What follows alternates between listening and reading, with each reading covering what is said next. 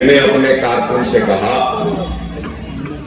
ہمارا کام ہماری خدمت عوام کی خوشی کے لیے ہے، عوام کو زحمت دینے کے لیے نہیں ہے۔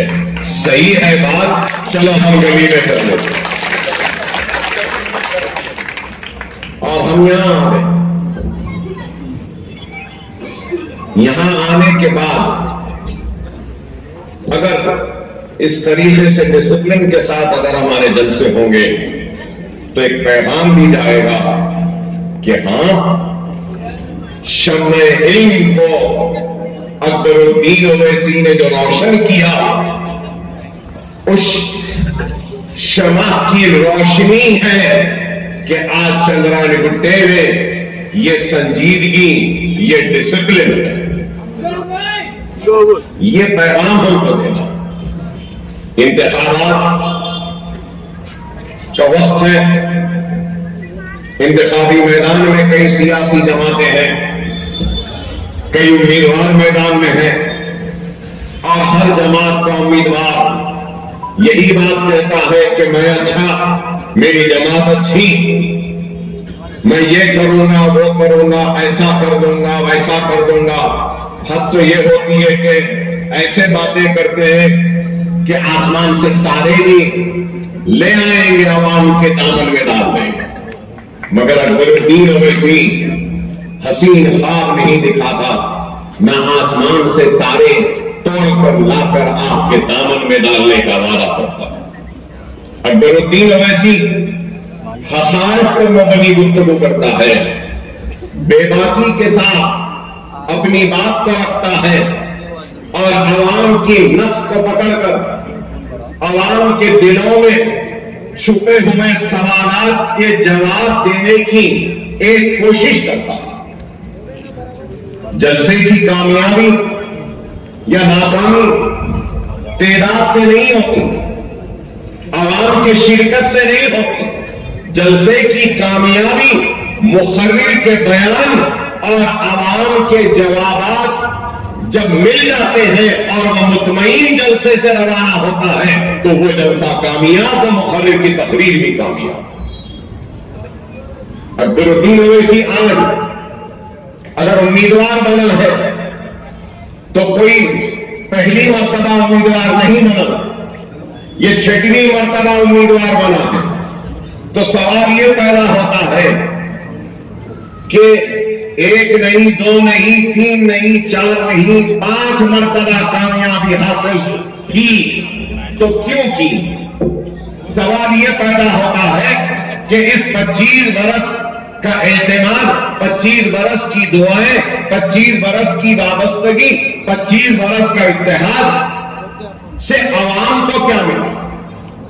اکبر الدین اویسی پر صرف رکن اسمبلی کی ذمہ داری نہیں، اکبر الدین اویسی پر رکن اسمبلی کی بھی ذمہ داری، اکبر الدین اویسی پر قائد ایوان اسمبلی کی بھی ذمہ داری، اکبر الدین اویسی پر ان اسکولوں کی بھی ذمہ داری، اکبر الدین اویسی پر دواخانوں کی ذمہ داری، medical engineering college, MBA college کی ذمہ داری، اکبر الدین اویسی پر اپنے گھر، اپنے بیوی بچوں کی بھی ذمہ داری، اور اکبر الدین اویسی پر اپنی صحت کا خیال رکھنے کی بھی ذمہ داری۔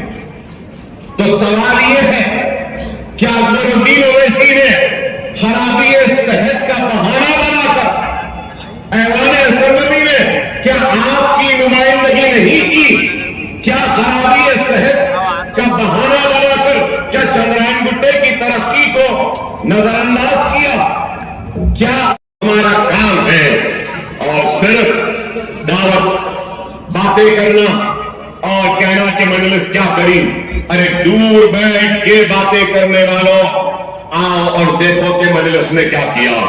دعوت افطار، دعوت افطار، اور پھر رمضان میں گورنمنٹ کی طرف سے گفٹ آتا ہے نا، رمضان میں ہر مسجد میں بانٹتے ہیں نا۔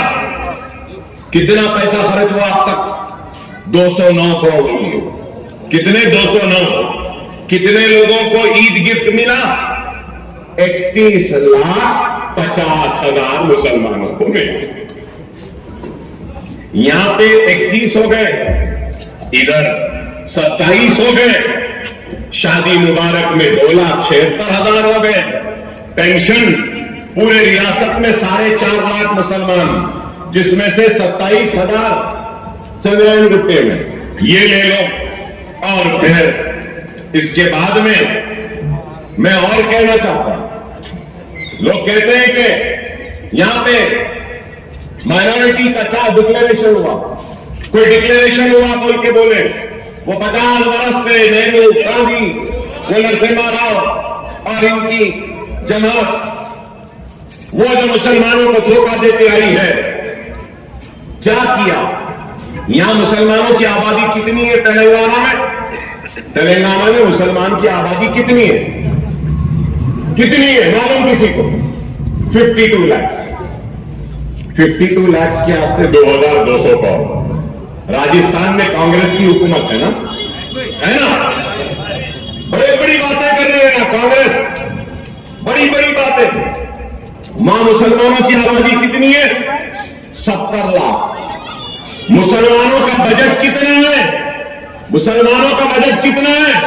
290 crore. Minority guarantee, minority declaration Rajasthan میں نہیں کرے, مدھیہ پردیش میں نہیں کرے, چھتیس گڑھ میں نہیں کرے, میزورم میں نہیں کرے, تلنگانہ میں کر رہے ہیں. لوگ مجھ سے پوچھ رہے ہیں پر صاحب آپ کا کیا رد عمل ہے؟ میں نے کہا رد عمل یہی ہے کہ یہاں مسلمانوں کا شعور زندہ ہے, مسلمانوں کی جماعت مجلس طاقتور ہے, اویسی بادل زندہ ہے, اس لیے یہاں کے پاس ہمارے ہو رہے ہیں. وہاں نہیں ہے کچھ بھی نہیں, کچھ بھی نہیں. آپ دیکھو, آسام میں 1.25 لاکھ مسلمان ہیں, 50 برس سے کانگریس کی حکومت. کتنا تھا بجٹ؟ 250 کروڑ. وہاں کیوں نہیں دیے بھائی؟ اس واسطے کہ وہاں مجلس نہیں, آپ جیسا اتحاد نہیں. مہاراشٹر میں 1.5 کروڑ مسلمان, 54 برس کانگریس کا اقتدار. کیا بجٹ؟ 674 کروڑ. 674 کروڑ. اندازہ لگاؤ. ارے آپ بتاؤ, نہ صرف یہ بلکہ اگر ہم دیکھیں گے بہار میں مسلمانوں کی آبادی 2,32,00,000. 41 برس کانگریس کی حکومت, 29 برس کانگریس ان کے ساتھ مل کر اقتدار پہ رہی. تو 30 برس اور 40 برس بولے تو کتنے ہو گئے بتاؤ آپ؟ کہ حد ہو گئی. 41 برس کی حکومت, 29 برس وہ, 12 برس دوسروں کے ساتھ, 41 برس میں وہاں مائنورٹی کا بجٹ 700 کروڑ. کتنا؟ 700. کرناٹک میں اب حکومت آئی, وہاں پہ مسلمانوں کی آبادی 85 لاکھ. 51 برس سے ان کی 2,000 کروڑ اعلان کرے. ریلیز کتنا ہوا؟ 450 کروڑ روپئے ہی ریلیز ہوئے. اور یہاں کے بڑی بڑی باتیں, مجلس کیا کریں, مجلس یہ کریں, مجلس ویسا کریں. ارے مجلس نے ہی کام کیا. انسانیت کے حافظوں کو درندوں کی طرح لوٹنے والے لٹیروں کا نام کانگریس ہے, جس نے گجرات میں ہماری عزتوں کو لوٹا, ہمارے بستیوں کو جلایا, ہمارے ہاتھ کی ڈھیر میں تبدیل کیا, ہاشم پورہ ملی آباد میں ہمارے جانوں کو گڑے کھود کر ایک گولی کے ذریعے مار کر گھروں میں ڈالوا دیا, اجمیر کا فساد دیا, گجرات کا فساد دیا, روڈ قلعے کا فساد دیا. ہندوستان میں 55,000 فسادات کا تحفہ دینے والوں کا نام کانگریس. بابری مسجد کا دروازہ خفر کھولنے والی کانگریس, شیلانیاس کرانے والی کانگریس, بابری مسجد کو شہید کرنے والی بھی کانگریس. نرسمہا راؤ, نہ صرف یہ, ٹاگا اور کوٹا کے نام پر ہزاروں بچوں کا قتل عام کرنے والی کانگریس. بابری مسجد کے شہادت کے بعد حیدرآباد کے اتحاد کے شیرازے کو بکھیرنے کی سازش کرنے والی کوئی اور نہیں, کانگریس. حیدرآباد میں और बेटे को जुदा करने वालों का नाम कांग्रेस, दोस्त और दोस्त को जुदा करने वाले का नाम कांग्रेस। यही कांग्रेस आज बड़ी बातें करती है। अरे तुमने मध्य प्रदेश में डिक्लेरेशन क्यों नहीं किया? मध्य प्रदेश का बजट क्या है? मध्य प्रदेश में, तेलंगाना में 50 लाख, मध्य प्रदेश में 52 लाख है। 48 साल से तुम्हारी हुकूमत है, अक़लियतों का बजट 400 करोड़। सरगर्दन, अरे करो काम।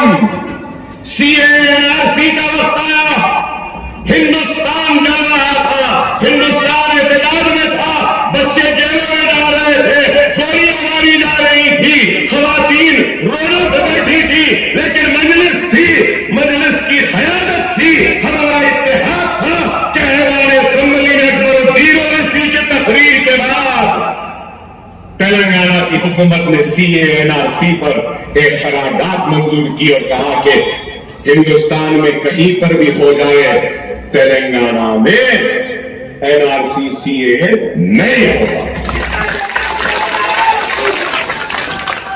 बाजारों में, चौराहों पे निकलकर एहतजाज वो लोग करते हैं जिनकी क़यादतें नहीं होती। जब हम जिंदा है तो गोली चलेगी, तो अल्लाह उसके रसूल की कदम अकबरुद्दीन ओवैसी पे चलेगी, हमारी लाश गिरेगी, उसके बाद हमारी कौम चलेगी। ये क़यादत है। मेरा भाई ने गोली खाई, मैं गोली खाया। अरे हम अपने लिए नहीं, अपने मिल्लत के वफाद, उनकी इज्जत, उनकी शान, उनकी शौकत, उनकी अजमत के लिए लड़ते। सदर साहब पे गोलियां, हम पे गोलियां। क्या हमारे घर नहीं? क्या हमारे मैयतों पे रोने वाली क्या हमारी मां नहीं? क्या हमारे जनाजों पे रोने वाली हमारी औलाद नहीं? क्या बेवा होने वाली हमारी बीवी नहीं? अरे हम भी दिल रखते हैं, हमारा भी दिल है। जब तक हम सुनते रहेंगे, बर्दाश्त करेंगे। मैं खबरदार करता हूं सारे लोगों को, तुम्हें अकबरुद्दीन ओवैसी के कमजोर जिस्म को देख के याद समझो कि कमजोर हो गया। आज भी इतनी ताकत है कि इन हाथों से तुम्हारे गिरबानों को लौट सकते हो। इतनी ताकत है। सिर्फ खड़े रह के आवाज दी तो हिंदुस्तान हिल गया। क्या भूल गए? अभी भी वही आवाज है, छेड़ो नहीं,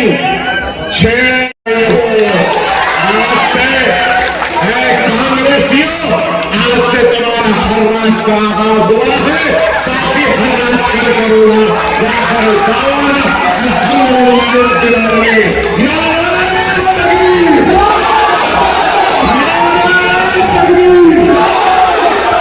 चंद्रायन गुट्टा है, चंद्रायन गुट्टा आवाज ऐसी नहीं, जैसी ये आवाज है इससे बड़ी आवाज।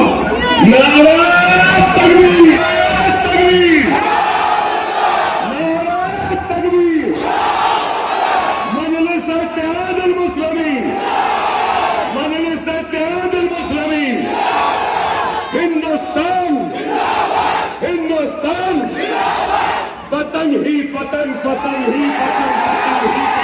30 तारीख को सिर्फ पतंग। सलाम अलैकुम।